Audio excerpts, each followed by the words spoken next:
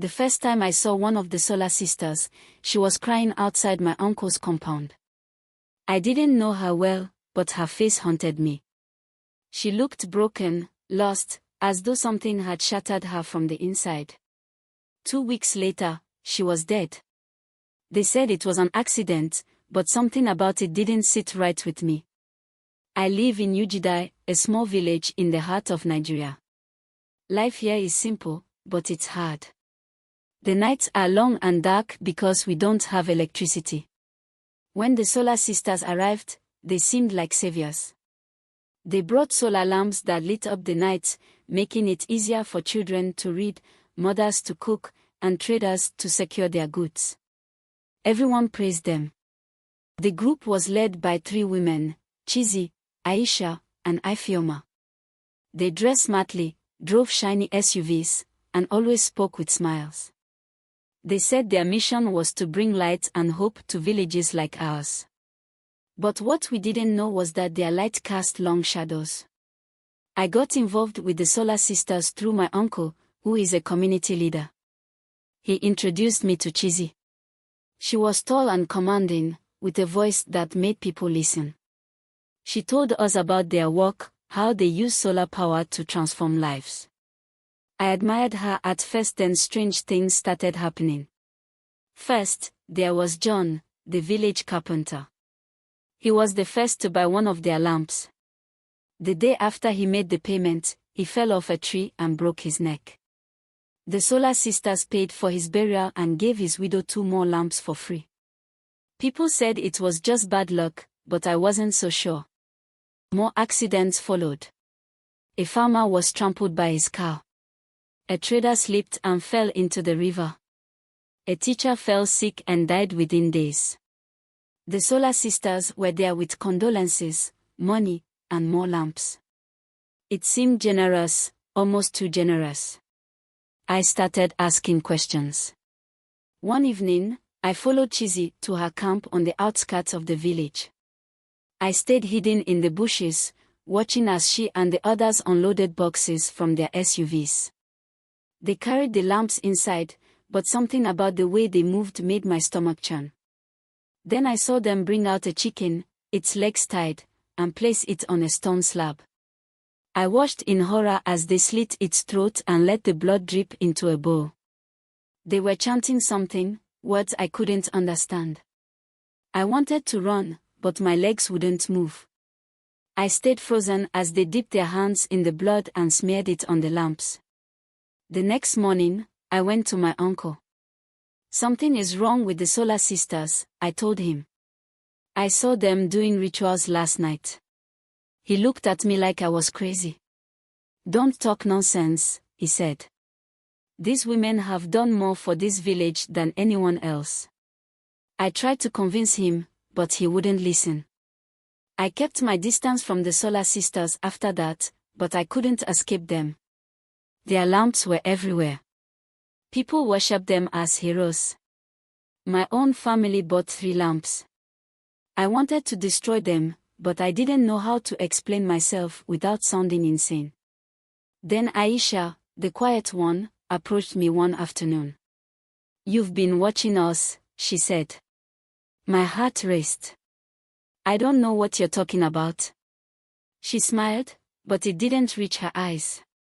"Be careful what you dig up. Some truths are better left buried." That night, I couldn't sleep. I kept thinking about her words and the ritual I had seen. What were they hiding? And why did people keep dying? The answers came a week later. It was raining heavily, and the roads were flooded. One of the Solar Sisters' SUVs got stuck in the mud. I saw Chizi arguing with the driver. I decided to follow them again, staying far enough behind to avoid being seen. They stopped at an abandoned house on the edge of the village. This time, there were no lamps, just a group of men waiting inside. I heard snippets of their conversation. They were talking about money, big sums, and how the sacrifices were paying off. I felt sick. The lamps weren't just lamps. They were connected to something dark, something evil. I wanted to tell someone, but who would believe me? The Solar Sisters had the village under their spell. Even my uncle trusted them completely. So I started gathering evidence. I wrote down everything I saw and heard. I took pictures when I could, though I had to be careful not to get caught. The final piece of the puzzle came when I overheard Ifeoma on the phone. She was arguing with someone about keeping the balance. She said the lamps wouldn't work unless the sacrifices continued. I knew then that I had to act. I went to the police in the nearest town and told them everything. They didn't believe me at first, but I showed them my notes and pictures. They agreed to investigate. When the police raided the Solar Sisters camp, they found more than just lamps. They found rituals, blood-stained tools, and records of payments to mysterious accounts. The women were arrested, and the truth finally came out. The Solar Sisters weren't just selling lamps, they were part of a secret cult that used human lives to fuel their magic.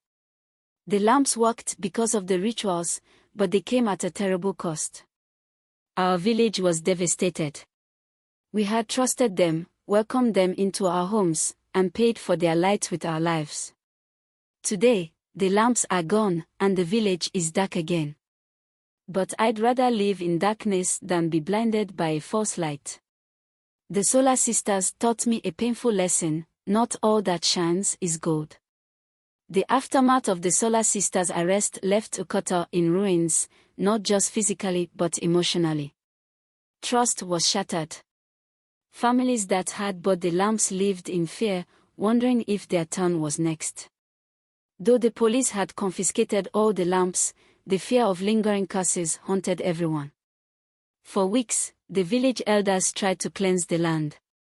They invited spiritual leaders and traditional healers to perform rituals, hoping to break whatever spell the Solar Sisters had cast. Drums echoed through the night as prayers filled the air, but the unease didn't go away. I couldn't escape the guilt. I felt like I hadn't done enough to warn people. Maybe if I had spoken out sooner, fewer lives would have been lost. But deep down, I knew the village wouldn't have believed me. The Solar Sisters had built a perfect image, a facade of charity and empowerment, that blinded us to the truth. Months passed, and Okota began to adjust to life without the Solar Sisters. We returned to using kerosene lamps and candles. Life was harder, but it was honest. However, rumors began to spread about other villages. People whispered about mysterious deaths in places where the Solar Sisters had been before coming to Okota. I couldn't let it go. If what had happened in Okota was part of something bigger, then those villages needed to know. I gathered my notes and visited the police chief in the nearby town. I told him about the rumors. He looked exhausted. This case had taken a toll on everyone involved, but he listened. Together, we traced the Solar Sisters' operations to 6 other villages. Each one had a similar story: people dying after buying lamps, unexplained accidents, and an overwhelming sense of dread. The pattern was clear, but it raised more questions. Were Mama Chinye, Aisha, and Ifeoma acting alone, or were they part of something larger?